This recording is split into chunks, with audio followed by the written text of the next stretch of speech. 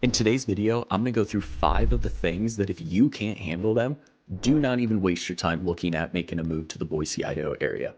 Boise is a great place for most people to live, but it is not perfect at all. So today I'm gonna share 5 of those things that I think you should really know before making a move up here. What's up, guys? I'm Chase Dolan, your Boise realtor, and I help people just like you make the move up here to the Boise, Idaho area every single day. So whether you're 9 days, 9 months, whatever your timeline is, if there's a way that I can help, I would absolutely love to. So all of that information is down below. Drop me an email, call, text, whatever works best for you. If there's a way that I can help, again, I would absolutely love to. And if as you're watching this, you learn something or you just like the content, you want to continue to learn more and more about our area, drop a subscribe down below. That way you're the first to know everything that you need to know about living up here in Boise, Idaho. But today, I'm going to walk you through 5 things that may lead you to not reach out, to not even think about making a move here to the Boise, Idaho area. Again, you all know I'm pretty biased. I really like living up here. I think it's one of the best places that you can choose to live in the country. There's a lot of positives that come with it, but there are some things that could lead it to being less than ideal for you and your family. And the first one being,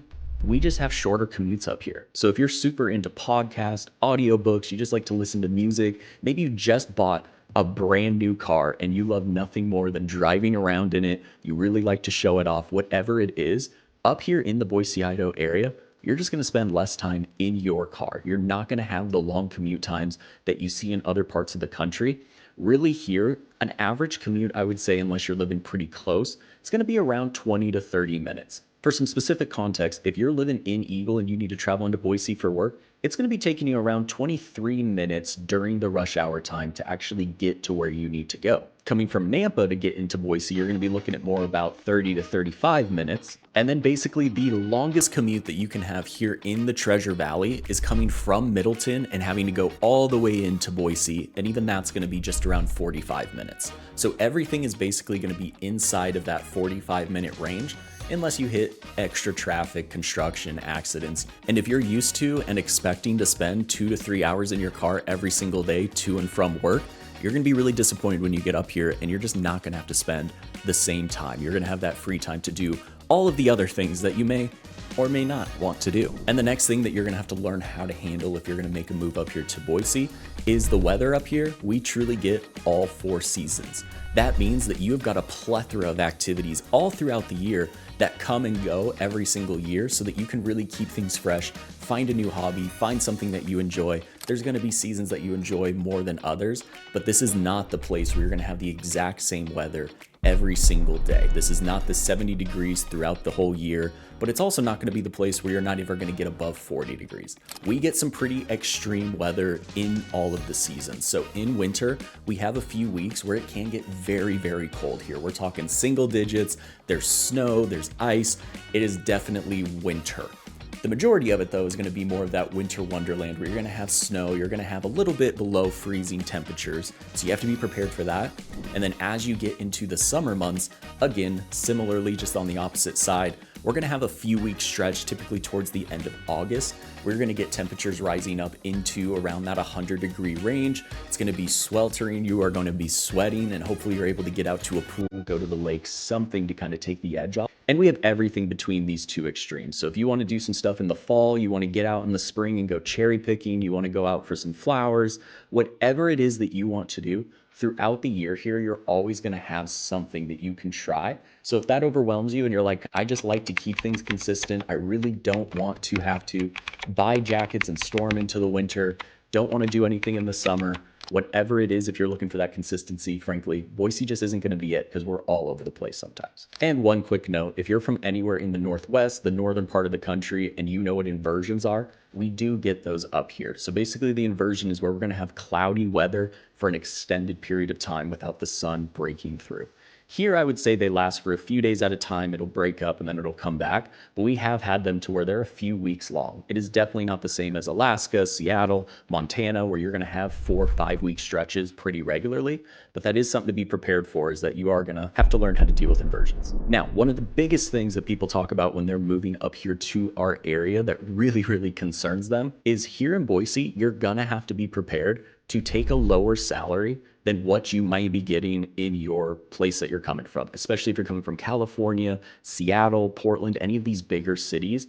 Your salary is most likely going to be quite a bit less than what you are used to. But the fun thing here is you're going to have to sacrifice that lower salary, but you're going to get a higher quality of life, a higher standard of living, just purely because we're a fantastic place to live. But the cost of living here is typically so much less than the place that you are coming from. So using San Diego as an example, and all of these numbers can be found on sites like salary.com, payscale.com, to where you can really compare where you may be moving. But your salary here in Boise is most likely going to be around 13% less than what you would make in the same career out in San Diego. But the catcher here is your cost of living here compared to San Diego is going to be almost 33% less. So yes, you're going to have to sacrifice a little bit on that salary. You're not going to get the exact same paycheck, but on this side, your money's going to go a heck of a lot farther. And if you're looking for a change, if you're not loving what San Diego's offering you right now, you're not only going to have that better cost of living, but you're also going to have that higher quality of life, the different sort of atmosphere, just the lifestyle that we can offer here is pretty unparalleled. So when you really look at both of these, if you're really stuck on, hey, I need to keep my salary at a certain point, this may not be the best place for you, but continue to look into it. Make sure you have the whole picture and see if it does actually work for you. Now, let's say that you're making a move from one of those bigger cities, Denver, LA, Seattle, and you're just used to having the big city, the big amenities. You have the pro sports teams, you have amusement parks, you have different water parks, mini golf is everywhere. You just have all sorts of activities, restaurants, and you could never possibly get through all of them. Moving to Boise may be a little bit of an adjustment because we are a smaller town. So Boise is the capital of Idaho, but it only has around 240,000 people. And here in the Treasure Valley, we just have a total of around 800,000 to 900,000 people, which is much less than a lot of these bigger cities that people are making the move from. And this doesn't mean that we have absolutely nothing going on. We have a ton of fun activities for you to do. We have some semi-pro teams. We have our college sports here, which absolutely take over. We're starting to get some of the bigger city kind of quote unquote activities like Topgolf just came a couple of years ago. But we also have a lot of the small town activities and the small town charm that you just lose as you get into the 500,000 million population. As your city gets bigger, there's just things that you will lose out on. And we still have all of that here in the Boise area. And the great part is once you leave Boise proper, very quickly you can be in Eagle, which is a town of around 30,000 people. Heck, if that's too big, you head out to Middleton and the town is only around 5,000 people. We have got a big diversity of the types of towns here, but overall it is a much smaller town, which has a ton of pros. But this video is not about those. This is about, hey, what can you expect? So if you really want to have pro sports teams, amusement parks, all of that big city stuff, you're just not going to find that here. And finally, on one of my favorite topics about living up here in the area, we're going to talk about the outdoor activities. And if you can't handle the fact that you're going to have a long list of stuff that you can go out and try, and you will never see it all, and that stresses you out, you feel like you're missing out on something, don't waste your time. Do not make the move up here. We have got so much outdoor space here. Basically the entire middle part of the state, there's this massive area where there isn't much civilization, is all sorts of different national forests, nature preserves, all sorts of different things that you can go out and experience. And you'll always have something else, that next item on the Idaho bucket list that you can make a plan to go out and do.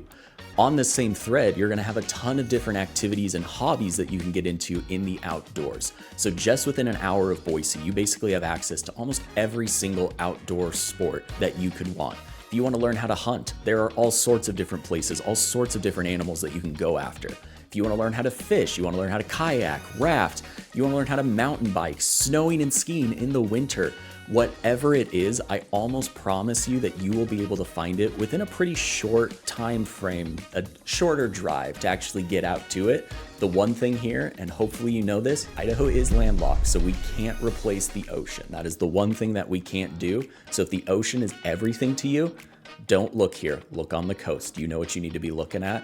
But if you can live without the ocean because you have everything else, this is going to be a really cool place. So if any of those are deal breakers, you don't want to deal with the things that we talked about in this video, again, go ahead, move your search to another place. Boise is most likely not going to be the best fit for you. But if you were watching it and you were like, all of those cons are actually kind of pros in my book, I can live with all of those and I'm very excited about the Boise, Idaho area. All of my information is down below. Drop me an email, call, text, whatever works best for you. I would absolutely love to help. And hopefully this video helped answer at least one question that moves your journey forward just a little bit. So one last reminder to hit that subscribe button down below. That way you don't miss the next one that could help you answer just that next question and the next after that. But until then, go ahead and watch one of these videos that's popping up, and I'll see you all on the next one.